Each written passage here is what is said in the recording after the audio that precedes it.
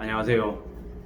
지금 현재 이렇게 찍는 영상은 저의 집도 아니고 제가 다니는 회사의 사무실도 아닌 바깥 공간입니다. 그러다 보니까는 좀 주변에 소리가 좀 울리거나 목소리 전달이 좀 제대로 안 된다라는 건 좀 양해를 부탁드리겠습니다. 최근에 이제 계속 뉴스가 이렇게 나오고 있죠. 그 미국의 기준금리가 0.5% 올라갔고 한국 또한 이제 올해 있을 기준금리 인상 여부 결정하는 회의에 한국이 금리를 올릴 것이냐 말 것이냐라는 얘기가 되게 많이 나오는데요. 제가 보는 입장에서는 5월달에도 한국이 기준금리를 올릴 거다라고 보고 있습니다. 5월달에 기준금리 0.25% 올리고 7월달에도 0.25% 올려서 7월 말쯤 되면 한국의 기준금리가 1.5에서 2.0까지 올라갈 거다라고 보여집니다. 우리가 대출을 통해서 자산들을 이렇게 많이 만들어낸다, 여러 가지 돈 벌 궁리를 한다 이렇게 얘기하지만은 불과 20년 전만 해도 사람들이 대출을 이용해서 뭔가 부동산을 산다, 주식을 한다라는 생각 자체가 거의 없었습니다. 물론 김대중 정부 시절 이전까지만 해도 신용카드를 아무에게나 만들어주지 않았죠. 확실한 소득이 있는 사람, 그 소득도 일정 수준 이상 되는 사람이 아니고서는 신용카드를 아무에게나 발급해주지 않았다는 거죠. 그런데 지금에 와서는 언제부터인가 많은 사람들이 대출을 이용해서 뭔가를 하는 걸 당연하게 생각을 하는 거죠. 차를 살 때도 캐피탈을 이용하고, 가전제품을 살 때도 6개월 할부, 12개월 할부를 하고, 집을 살 때도 주택담보대출을 받고, 주식 투자도 주식 관련한 그 대출을 이용해서 하는 경우가 되게 많죠. 빚을 되게 당연하게 생각하는데 빚은 절대 당연한 게 아니다. 대출은, 부채는 언제든 우리의 삶을 빼앗아갈 수 있는 파멸의 전주곡이다라는 말씀을 드리는 거죠. 미국이 기준금리를 0.5% 올리면 시중금리는 그 이상 오른다라고 봐야 되는 거죠. 각종 기관 보고서에서는 미국이 기준금리를 1% 올리면 한국의 부동산은 8%가 내려간다라는 예측을 한 자료가 있습니다. 그러면 미국이 기준금리를 3% 올리면 어떻게 됩니까? 38, 24.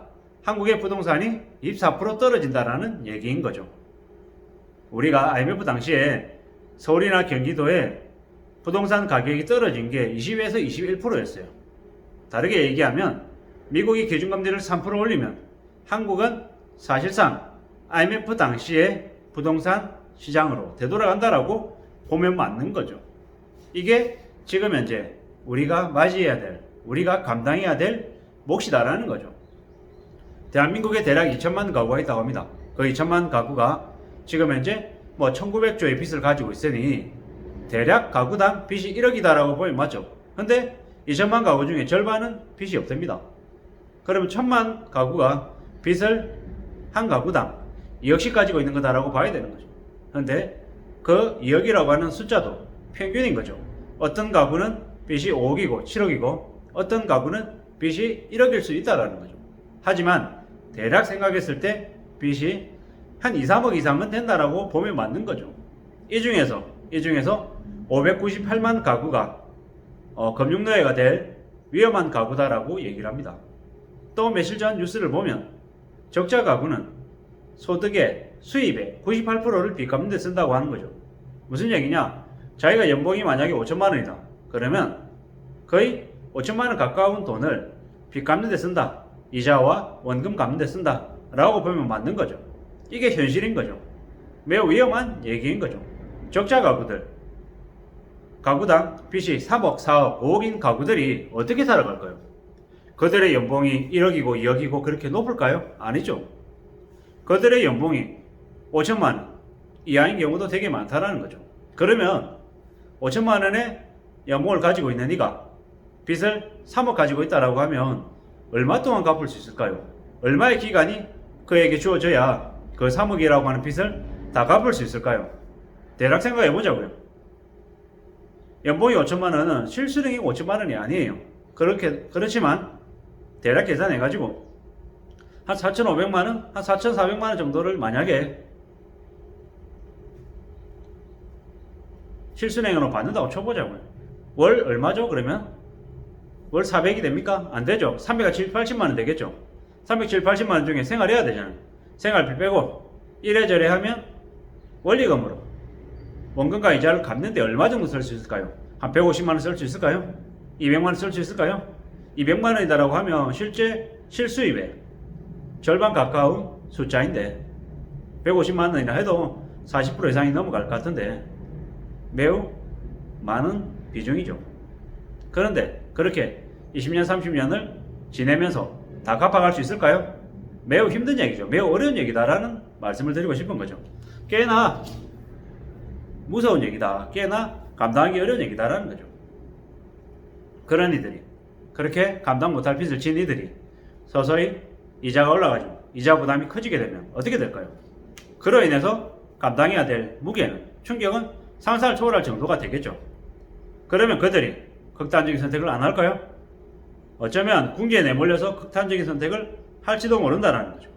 이러한 경제적인 파멸, 경제적인 충격이 점점 더 심하게 다가오고 있다라고 봐야 되는 거죠.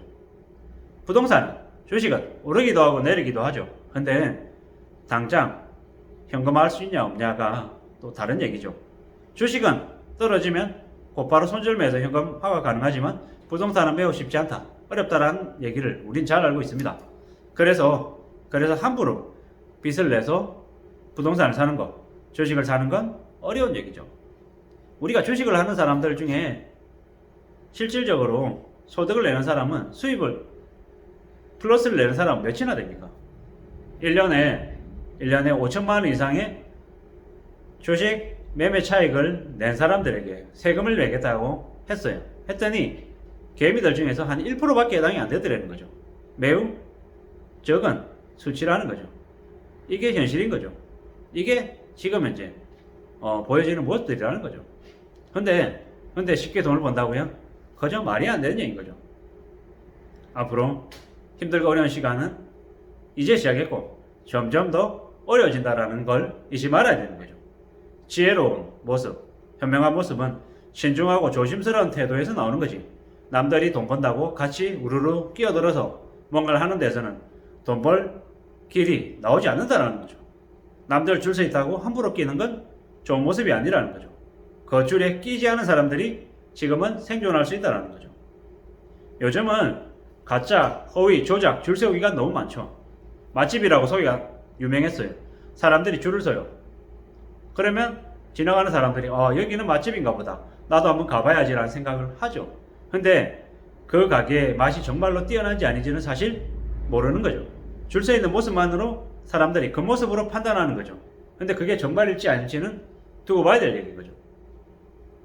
줄 서 있다고 하면 나에게 돌아올 기회가 적을 가능성이 크다라는 거죠. 그래서 마냥 줄 서 있는데 나까지 끼어서 줄 서는 건 좋은 모습이 아니라 어리석은 모습일 가능성이 크다라는 말씀을 드리는 거죠. 지금은 꽤 힘들고 어려운 시기가 온 거죠. 집값이 15억, 20억 같은 게 갑자기 5억 되고 10억 되는 일은 없겠죠. 시간이 꽤 오래 걸릴 거라는 거죠. 근데 확실한 건 시간이 지나면 지날수록 조정은 받을 수밖에 없다라는 거죠. 그게 우리가 감당해야 될 현실이라는 거죠. 지금 가계부채가 1900조, 정부부채가 1100조, 기업부채가 1000조, 상상을 초월할 정도의 엄청난 부채 더미에 전들리게 되어 있죠. 미국이 기준금리를 올해 3%를 만들고 내년에 4, 5%를 만들지도 모른다는 얘기가 나오죠. 지금 밀가격이 폭등하고 있고 중국이 봉쇄되고 있고 한국의 경제 성장률이 2.5%로 하향 조정이 됐는데 연말이 되면 그 2.5%가 2%가 되어 있을지도 모른다는 거죠. 이게 지금 현재 현실임을 잊지 말아야 될 것 같습니다. 꽤나 어렵고 무서운 상황이니 더욱더 조심하며 살아야 되겠습니다. 이상입니다.